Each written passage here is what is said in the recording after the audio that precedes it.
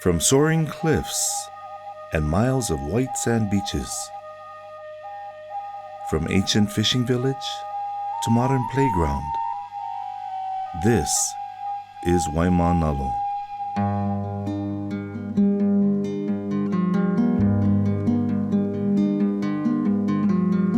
Stretching from Hawaiʻi to Mount Olomana, Waimānalo is the fourth largest ahupua'a or land division on Oahu, and arguably one of the most scenic. But there's power behind the beauty. Waimānalo has a long history that goes back centuries, to a time when a traditional way of life was practiced throughout the islands. Now, Waimānalo is at the forefront of bringing the Hawaiian people back to their roots and an ancient way of life. For many generations, Native Hawaiians have been living in Waimānalo. A fishing village named Kaupo once thrived close to where Sea Life Park currently stands. Its remnants still visible today. This is Makapu'u. The original name of this place is Ko'onapo. There used to be a little village right in this area that the fishermen had lived in, and what they did is constructed house sites, small, like little sheds, get coconut leaves or whatever, la'i or whatever kind of grass they could find, so that when they go down and lay their nets, they don't have to travel too far, because these roads weren't here at that time. In her book, Mary Kavena Pukui wrote, "The meaning of Waimānalo as potable water." But the meaning of Waimānalo, potable water, I began to look at it and say, what if it was Waimānalo, three different meanings, where water, which is Nalo being hidden. When they started bulldozing and filling in that whole area in Hawaiʻi to build homes, people were against it because they started filling in the fish ponds, one of the largest ones in islands, where the anai, they would come in and actually go underground and come where Kaelepulu is. So wondering if that was part of that story of going underground and knowing that there's a lot of underground lava tubes and things. So Waimānalo could be hidden waters. And of course there's a lot of springs at the ocean, springs in the mountain, so just spring waters coming up. Hawaiians use those mountain spring waters to grow kalo, sweet potato, breadfruit, banana, and much more. The water would be irrigated and eventually empty into a fish pond. Together, this highly developed system was able to feed thousands. It was always made at the mouth of a river, And so with the mouth of the river, where they would build their paia, the walls around it, the mountainside would have the kalo, and all of the nutrients from there would run down to the sea, and then it would feed the fishes. And so they didn't worry about having to feed fishes because the fishes were fed naturally. I said, that's pretty wise in how they constructed that local i'a. Construction wasn't the only wise aspect of the fish pond. There's a way of bringing the fish into the fish pond. And what we did was you'd have to watch the tide. So when the tide was low, the water would be rushing out of the fish pond. You would open up the makaha, which was the gate, and as the water would come out, the fish would go swimming upstream, so to speak. The makahas had two gates, inside gate and outside gate. And whenever it was time to catch fish, then we would open the inside gate and the fish would swim into the makaha. We'd close the inside gate and there they were at the net. So we just picked up the fish right like that. Before Kuapa was dredged for the development of Hawaiʻi, it was the largest fish pond of its kind on Oahu. Every fish pond had a caretaker, or konohiki. Kuapa's was a man known as Papa Lukela. Papa Lukela used to live 3 homes right off the waterway. As you come into Hawaiʻi, the second bridge, just before the second bridge, as you're going from Kuli'o or going to Hanama, where the waterway is, there's a little section of the park. They're going to dedicate that to Papa Lukelo. From Black Point, which is Diamond Head, all the way Maunalua Bay, around Hanama, all the way Kaiwi, all the way to Makapu'u, to the lighthouse. All that area was his area of steward. He was the last of the Konahiki. In 1848, the Great Mahele changed Hawaii forever. For the first time, land could be privately owned, and John Cummins, son of a high chiefess and an Englishman, built Manoloke, the first home in Waimānalo. It was a popular place for a party, with royalty often stopping by. Queen Emma once staying for days as she made her way around the island. John Cummins acquired another 7,000 acres, bringing in cattle, dairy, and eventually starting the Waimānalo Sugar Company. Waimānalo Plantation, I remember Cummings and Beveridge. Mr. Beveridge was the superintendent of the Waimānalo Plantation. Our train, and you'll see a picture of our train that would carry the sugar. The name of the train, the locomotive, Olomana, after Mount Olomana. The Olomana was one of 3 locomotives that used movable tracks to haul cane from the mill to the pier, built nearby current-day Waimānalo Beach Park. But the old pier that they used to take the cane and the cattle, it was by the beach park. You know, that's where the track and other pier was. When the boats used to come in and cane used to go down the pier to go outside island or wherever they go. They used to drop them in the water and hoist them up with the cranes. And that's how they used to take it.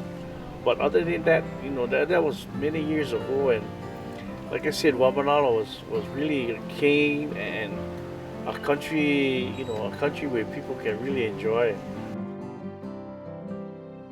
A place many people still enjoy is Kaiona Beach Park, also known as Pahonu.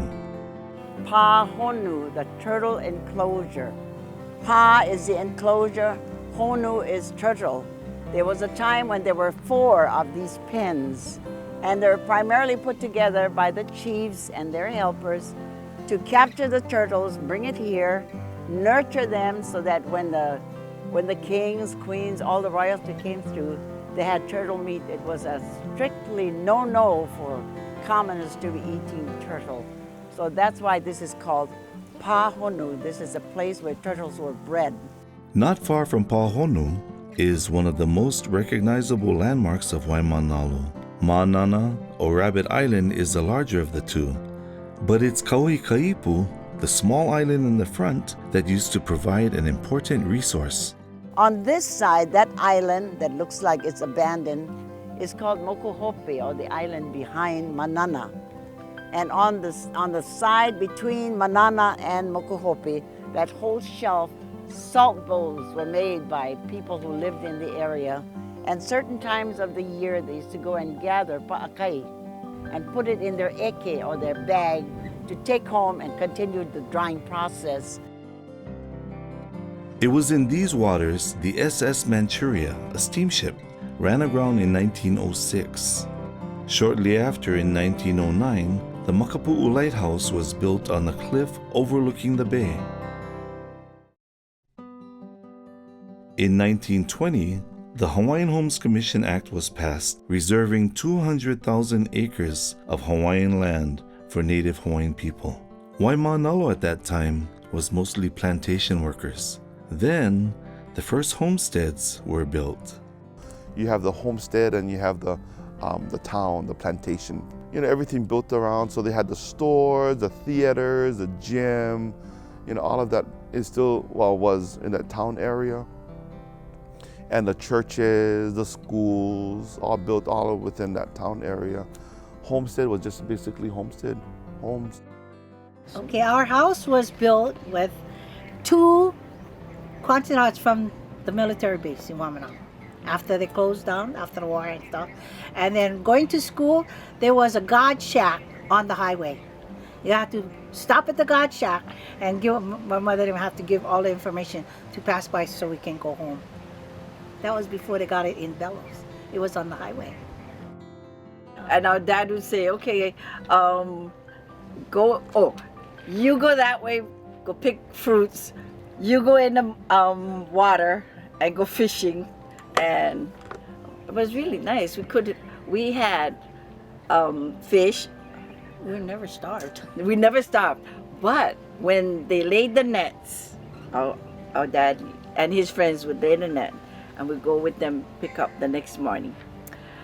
We had lobsters, crabs, Samoan crabs, octopus. We ate royally. For those who grew up in Waimānalo, during those days, it was a tough but rewarding way of life. What was Waimānalo like way back then? Bell Street was dirt. There was only 7 homes in Bell Street at the time. I grew up on a farm, really, on probably a 1-acre farm, and that's how Waimānalo was. Everybody worked in the yard. Everybody had chores. We all had things to do, and we shared that with our neighbors. I don't think that we had a hard life, and yet it might be a hard life, but I don't think so. I totally enjoyed doing having the freedom to come and go as I please, because we're locked into a community without knowing it. We didn't know we cannot go any place. We went as far as we could go, and it was enough. We used to climb the mountain all the way up to the top, cross the mountain, down the hill on the other side, alongside Luna Little Home Road, all the way out to Kalanianaole. And that's when Kuapa was a big fish pond, And we would be walking alongside of the fish pond, and we'd walk all the way out to Kalanianaole, sit on the fence, the guardrail, and we didn't even have to hitchhike because people knew each other. And because at that time, the people from Waimānalo would come around Cocoa Head and come home.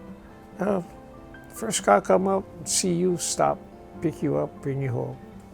That's how it was. It was love your neighbor. Soon, though, life began to change. The Waimānalo Sugar Company closed in 1947. Huapa was turned into Hawaiʻi Kai in 1959.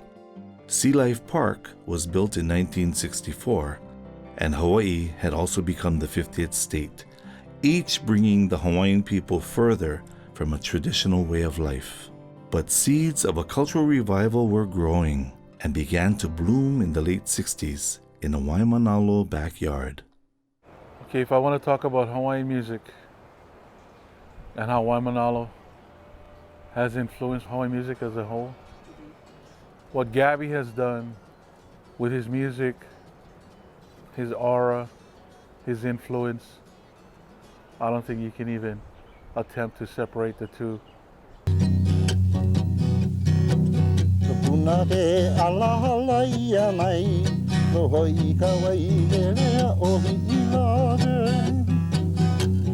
The music was building bridges. The culture was building bridges. It was a revelation, I guess, of the realities of what was happening real time around us. And instead of asking the questions and being concerned and being angry and raising our fists, there were organizations and groups and musical groups and influences that we felt like we could grasp onto and feel like we could make a difference by being a part of a whole, of something that was perpetuating something positive for the Hawaiian people. Gabby's influence on Hawaiian music helped kickstart a cultural resurgence that continues today. What I'm hearing today with all the Hawaiian boys playing Hawaiian music, and I think that's what they should do. Stick to that Hawaiian music, don't change it. Then you're talking about Hawaiian itself.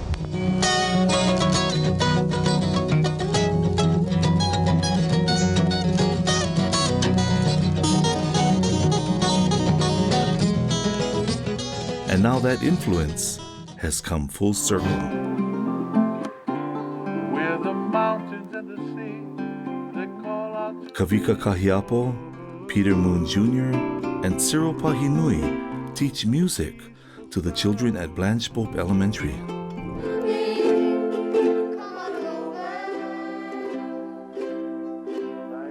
See all these young ones, you know, they're gonna be the next generation. At least get the start of music. These kids today, they need a chance. We need these kind of programs. The kids even get to show their skills at the annual Gabi Pahinui Festival. We've been going into Pope Elementary and doing a music program. So we brought in some steel guitars, and a few years ago, Partners in Development donated, I think, 40 or so ukulele, so we have the instruments. So Jeff, Peter Moon Jr., and myself, and Cyril have been going into the school and teaching these kids.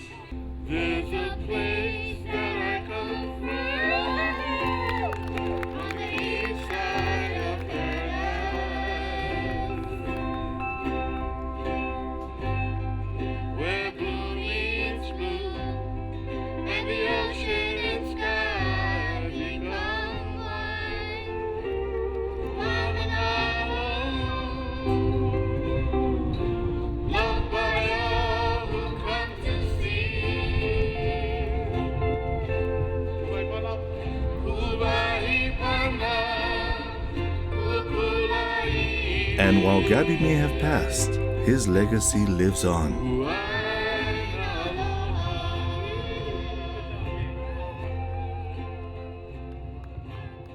Music isn't the only tradition being preserved in Waimānalo. Lua, a Hawaiian martial art, is now being openly practiced after being hidden for many generations. The practice of lua, in this case, refers to bone breaking, manipulation of muscle, nerve, hand techniques, foot techniques, as well as weapons. The art of lua, the practice of lua, in my estimation, is the other side of the coin of ho'oponopono. Really about peacemaking, making things right. It isn't about hurting as much as about bringing balance. So if someone is attacking me or family or community, that is creating an imbalance. So there's two ways of getting back to balance. Ho'oponopono is one of them. Lua is the other. One is spiritual, the other is physical. In the physical art of lua, before you can learn to break or to hurt, it was critical to learn to fix and heal, make right. Yeah, here we have an olelo no iao that speaks to the idea of looking to the past to sustain our future. Kawa mamua, kawa mahope. The idea is that the past informs our decisions. And so if we want to change the future, if we want to have a better future, it's important for us to know where we come from, how we got here from there. Therefore, the notion of look to the past to sustain the future. Waimānalo is also looking to its past to sustain the future with its return to agriculture. Not just farms feeding families. Some are using ancient ideas with a modern twist through aquaponics. Yeah, our Hawaiians already had aquaponics. They did it way back then when they'd grow the food, the vegetables and everything, which would then produce food for the fish. And then the fish poop will now produce food for the plants, a nice cycle that they already had way back then. In traditional times, we had acres and acres. You had your whole apua to gather whatever you needed. And today, some lots are only 5,000 square feet, but you can still do aquaponics and have your food, your medicine, and your protein, which is the fish. Our traditional way of living, which was mountain to ocean, growing your fish and your poi, and doing together as a family. It wasn't about economics. It's not about having enough to sell. It's about just providing and nurturing our children through the aina in a new way, which is aquaponics. When you're talking sustainability, we actually live it here. We do aquaponics. And as you can see, you don't need a 3-acre farm to like grow this system. You can get your whole lettuce supply in here. And you got your tilapia going. This fish is God's gift to earth, to tell you the truth. The most honored fish I ever ate, and you know, I'm Hawaiian, and I ate all the fish, akuli, mempachi, aku, poke, all of this stuff. This fish outdo every one of them. Take my word for it. And while some things are changing, others remain mostly the same, like the traditional Hawaiian way of cooking using an imu. My daddy was basically called the Imu man, yeah. And his style of Imu was to build a rectangular one. We would do Imu in the yard. So my daddy's technique that he started to share with me was to cut the pigs. So instead of putting the whole pig in, yeah, he would make slits along the backside, cutting through all the fat, yeah. And then he'd put the rocks in. He said the rock isn't to cook. The rocks that are placed into the pig was to separate the meat so that it would cook. If it wasn't separated, the ham hock, the butt end, would be so thick it wouldn't cook. So he thought about it, made slits in it, put the rocks in, closed it up, and the pigs came out cooked every single time. But done, I don't know, I could say over 100 emus in my lifetime. I look back and say, you know what? My parents passed that knowledge on to us, and we have a responsibility. So my son, he can do his own imu. So even now, today, we do emus with turkeys, emus with pigs, pork butts. So I learned as an educator, and basically as a Hawaiian educator, that the practices of our kupuna, small, was also modified to be large. So either way, the same technique, everything for small, would just be adjusted to be large. And so my journey in becoming a Hawaiian, being proud of my heritage, but recognizing the importance of education, recognizing the importance of true knowledge being researching the past and how it interacts with the present, and now my responsibility of passing that off to the future. As we've shown, the ahupua of Waimānalo has nourished the mind, body, and spirit of Native Hawaiians for centuries, and now it's at the forefront of bringing it back. When you have as many Hawaiians, kanaka maoli, living in this place, who are now reaching into the past to pull it forward with intention, to reconnect for the purpose of identity, I think it kind of activates the land. I think it activates the space. So I think we're going to find much more of that focus and concentration of that kind of energy in places like Waimānalo, where we can still touch the soil, we can still look to the mountains, and I can still get to the ocean. In an uninterrupted path, right, from mountain to sea. If it's not shown to them, they won't know. But you know, they honor all the things that they grew up with it. They have great respect for everything, the land, the ocean, the fish, whatever is there. But I think of it this way. Again, bringing in that knowledge, bringing in the people into this place is my goal and hope. Come and taste, come and feel, come and share the breath with each other.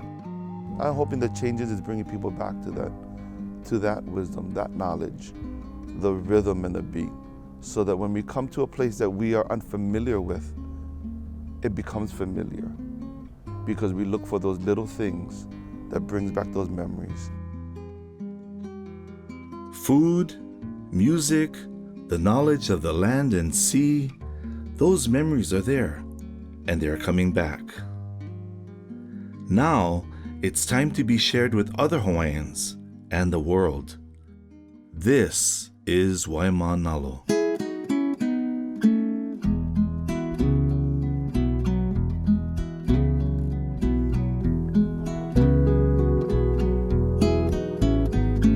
a place that I come from on the east side of paradise,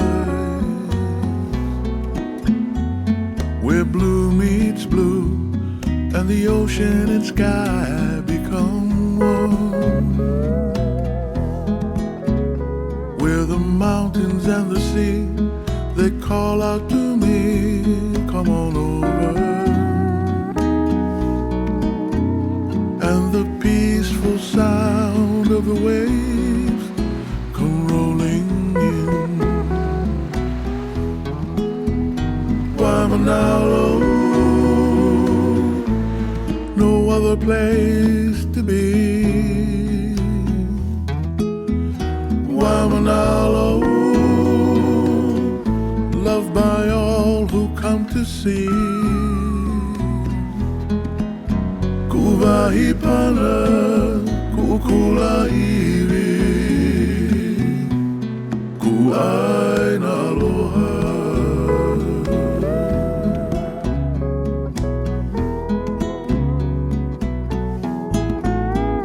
The kupuna and the keiki come and lay at Kaiona,